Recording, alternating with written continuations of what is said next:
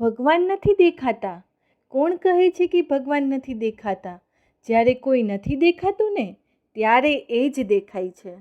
ભગવાન પાસે ન્યાય છે. વધુ દુઃખી નહીં થતા. લેવાવાળા માણસ આપણા હાથમાંથી લઈ જશે, નસીબમાંથી ક્યારેય નહીં. માણસ કરતાં ભગવાનની તાકાત મોટી છે. ભરોસો રાખશો.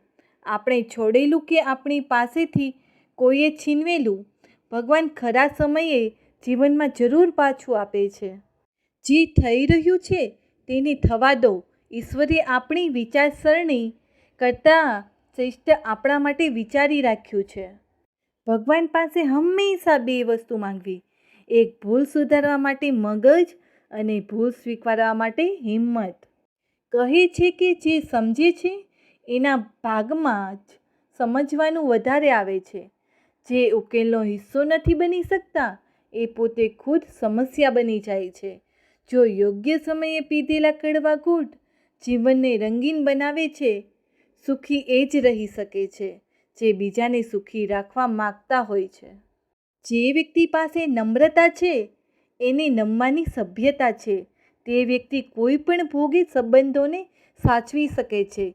જે માણસ પાસે અહંકાર છે એ બીજાને નમાવવાની રાહમાં ઘણું બધું ગુમાવી દે છે, જેથી તેની શક્તિ ક્ષીણ થઈ જાય છે.